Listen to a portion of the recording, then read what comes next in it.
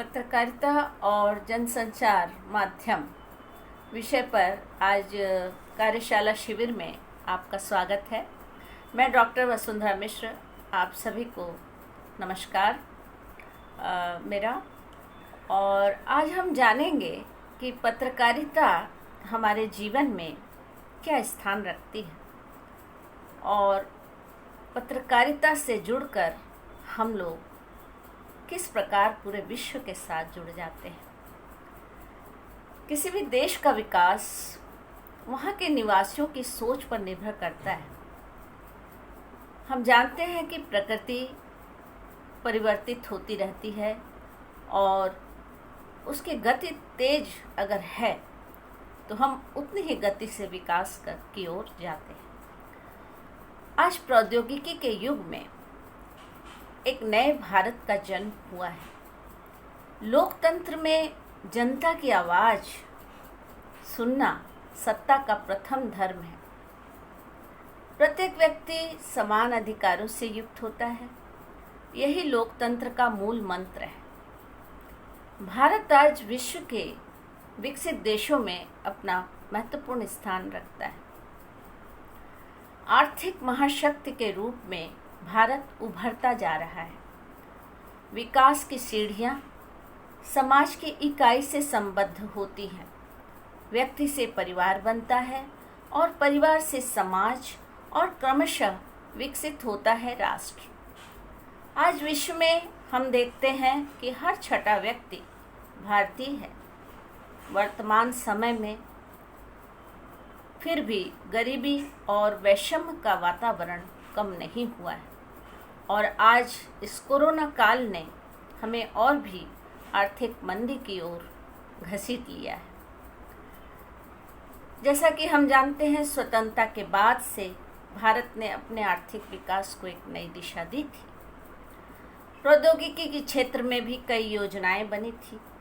फिर भी हम स्वास्थ्य है, शिक्षा है, खाद्यान्न सुरक्षा है, ऊर्जा सुरक्षा है आदि समस्याओं से जूझ रहे हैं।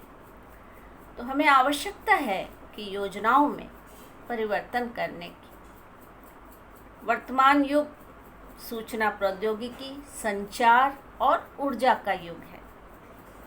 सरकारी शासन तंत्र की व्यवस्थाएं और प्रक्रियाएं इतनी बोझिल और मंद गति से आगे बढ़ने वाली हैं कि कार्य और विकास की गति पिछड़ जाती है।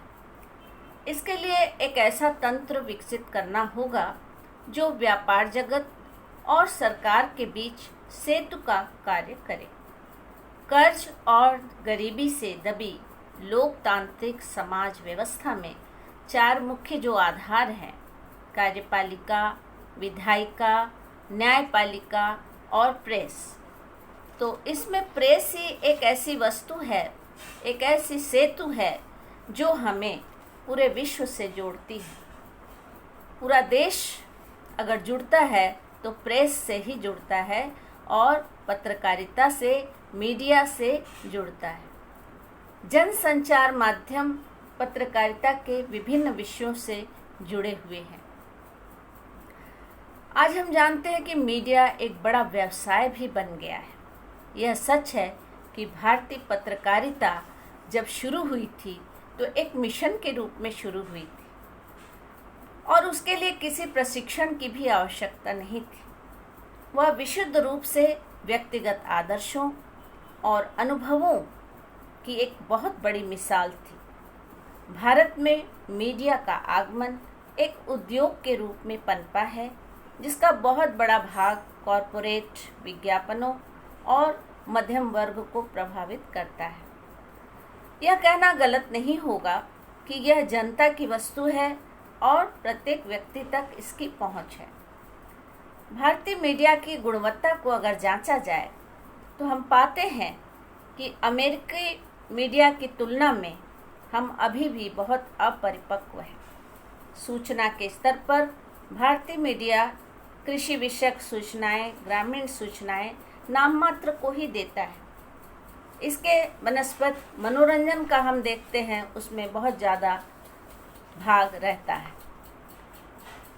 जबकि देश की उन्नति और कल्याण के लिए संभव है कि हम पत्रकारिता को उस क्षेत्र में आगे बढ़ाएं, कृषि में, व्यापार में, शिक्षा में, साहित्य में, कला में, संगीत में। ऐसे बहुत से क्षेत्र हैं जिनको हमें और भी पत्रकारिता के द्वारा आगे बढ़ाने की आवश्यकता है।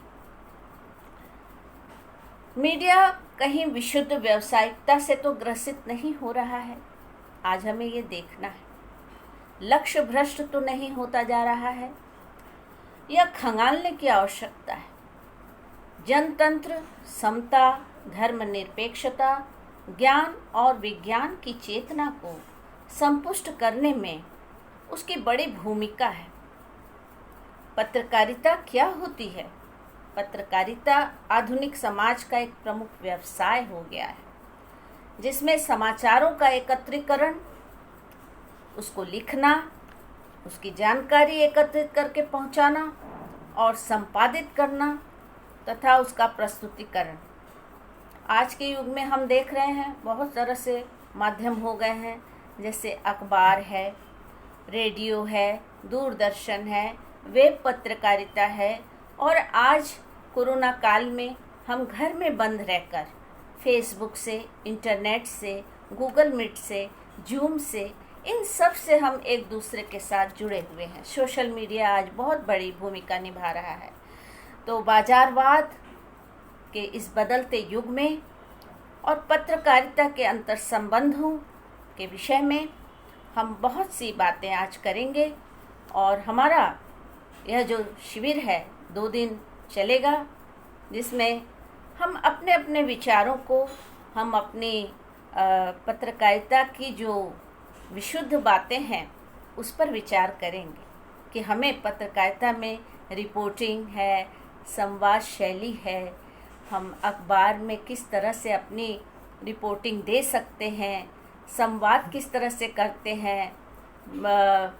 उसके बाद हम जब मास कम्युनिकेशन की बात करेंगे तो उसमें टीवी पर किस तरह से अपनी रिपोर्ट देते हैं संवाददाता, और लेखन शैली, साथ ही साथ आपको किस तरह से अपने पत्रकारिता की जो बोधक शक्ति है, जो आपके अंदर, अगर पत्रकारिता से आप जुड़े हुए हैं, खाली समाज की घटनाओं को सामने रखना ही नहीं है, बल्कि एक पत्रकार का जो चरित्र होता है वह बहुत ही विशुद्ध होता है, बिना किसी पक्षपात के, और वह एक उन्नति की ओर बढ़ाने की ओर, समाज को एक कल्याण की ओर ले जाने के लिए होता है, न कि उससे पैसा कमाने के। आजकल बहुत तरह तरह की पत्रकारिताएं हो गई हैं।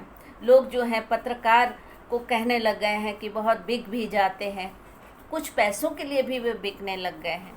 तो ये पत्रकारिता हमारी भारतीय पत्रकारिता के मूल सिद्धांतों से बिल्कुल अलग है। ठीक है, व्यावसायिक होना गलत बात नहीं है, लेकिन इसके साथ साथ हमें अपने मूल्यों को भी बचाना है, और हमें जो समाज में सत्य बात है उसे भी रखना है। ये आज उद्योगीकरण हो गया है। पत्रकारिता प्योरली आज उद्योग है, मिशन नहीं रहा, लेकिन फिर भी हमें उसी सिस्टम के साथ अपने आप को ईमानदारी और निरपेक्ष होकर अपनी चीज़ों को रखना पड़ता है, चाहे वह कोई भी पत्रकारिता हो, किसी भी क्षेत्र की हो, किसी भी विषय की हो।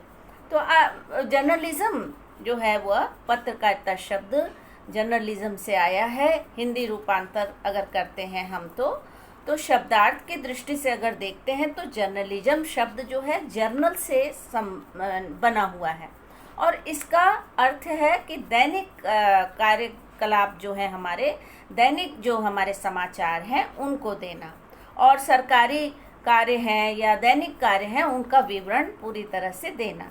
अब जो है जर्नल मैगजीन को भी कहा जाता है।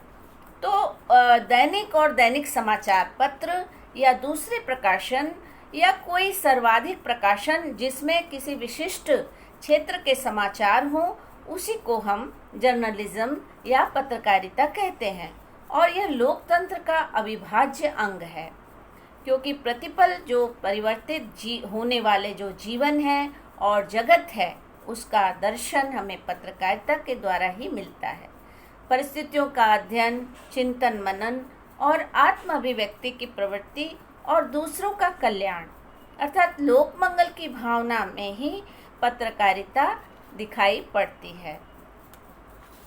पत्रकारिता के कई लोगों ने कई परिभाषा भी दी है, जिसमें सामयिक ज्ञान का व्यवसाय ही पत्रकारिता कहा गया है। इसमें तथ्यों की प्राप्ति, उसका मूल्यांकन और एकदम ठीक ठाक उसका प्रस्तुतिकरण होता है। डॉक्टर अर्जुन तिवारी हैं, जिन्होंने पत्रकारिता से संबंधित ग्रंथ लिखा है। उसमें उन्होंने लिखा है कि ज्ञान और विचारों को समीक्षात्मक टिप्पणियों के साथ शब्द, ध्वनि तथा चित्रों के माध्यम से जन जन तक पहुंचाना ही पत्रकारिता है। और इस विद्या के द्वारा सभी प्रकार के पत्रकार के कार्य, कर्तव्य और लक्ष्यों का विवेचन होता है और यह समय के साथ समाज की दिग्दर्शिका और नियामिका है।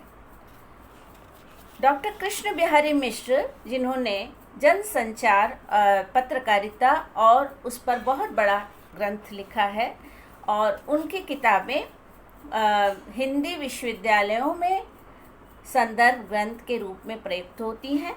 उन्होंने लिखा कि यह ऐसी विद्या है पत्रकारिता जिसमें कार्यों, कर्तव्यों और उद्देश्यों का विवेचन किया जाता है।